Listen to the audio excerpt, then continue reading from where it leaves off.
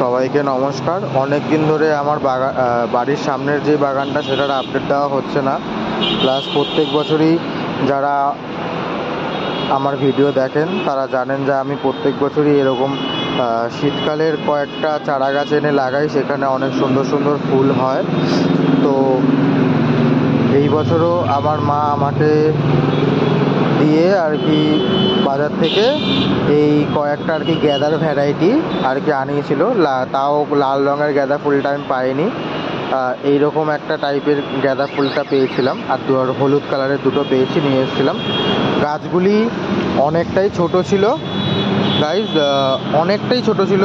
আমি কি বলবো, আপনারা হয়তো ভাবতে পারেন যে আমি জাস্ট এনে শুধুমাত্র লাগিয়ে দিয়েছি, কিন্তু ব্যাপারটা সেটা নয়।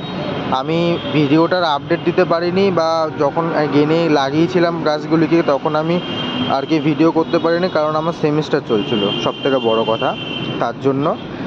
আর আমি এইখানে বিভিন্ন রকমের সাইজের টবে গাছগুলো আর কি লাগিয়েছি। এটা সবথেকে ছোটো টবের মধ্যে লাগিয়েছি। তারপর একটা মানে কি বলবো, কৌটো টাইপের একটা জারের মধ্যে, আর এখানে দুটো টবের মধ্যে, টব ফাঁকা ছিল বলে পেয়েছি, তার মধ্যে আমি লাগিয়েছি।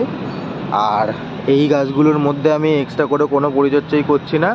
পেঁয়াজের খোসার কলার খোসা ভিজিয়ে রাখা যে জলটা হয় সেটা 3 দিন বাদে বাদে একবার করে পুরো ফিল আপ করে দিচ্ছি, বাস। মাঝে জলও দিচ্ছি না, কারণ গাঁদা ফুলের গাছ এমন একটা গাছ, যদি পুরো স্নান করিয়ে আপনারা দেন তাহলে কিন্তু কি হবে, ফুলগুলো মুচড়ে যাবে, ফুলগুলো নষ্ট হয়ে যাবে। আর এইখানে আমার সেই রজনীগন্ধার গাছটা, দেখা যাক যে এই গাছটায় ফুল আমি পাই কিনা।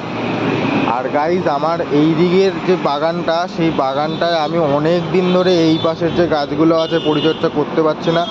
অনেক গাছের অবস্থা খুবই খারাপ হয়ে গেছে। এখানে একটা জবা ফুলের গাছ ছিল, সেটা মরে গেছে। এই জবা ফুলের গাছগুলোরও অবস্থা খুব খারাপ। এখানে এই কাঠগোলাপের গাছটা যেটা রয়েছে লাল কালারের, সেটাও খুব খারাপ অবস্থা। এখানটাতে এখনও পর্যন্ত আমি ফল পাইনি। আর এই জানি না এই স্থলপদ্মের গাছটা আমার বাঁচবে কিনা। আর মেন কথা হচ্ছে গাইজ, আমি এই গাছগুলোর আমি যেটা বুঝতে পারছি যে আমার এই পেয়ারা গাছটা যেটা রয়েছে, এইটা প্রচণ্ড পরিমাণে বড় হয়ে যাওয়াতে রোদ আর কি এই জায়গাটায়, আমার বাগানের এই জায়গাটাতে এসে পৌঁছাচ্ছে না, যার ফলে এই গাছগুলো আর কি রোদের আর কি শর্টেজে গাছগুলো আর কি মুচড়ে যাচ্ছে। আর কি বলবো, গাছগুলো মরার দোরগোড়ায় এসে দাঁড়িয়ে গেছে। তো গাইজ, দেখা যাক কি করা যায়। আমি ভাবছি আমার এই ওপরের যে পেয়ারা গাছটা আছে, অনেক পেয়ারা তো দিয়েছে, কিন্তু গাছটাকে একটুখানি ছেড়ে দেওয়াটা উচিত, নাহলে আমার এই টবের যে গাছগুলো আছে সেগুলো মরে যাবে। আর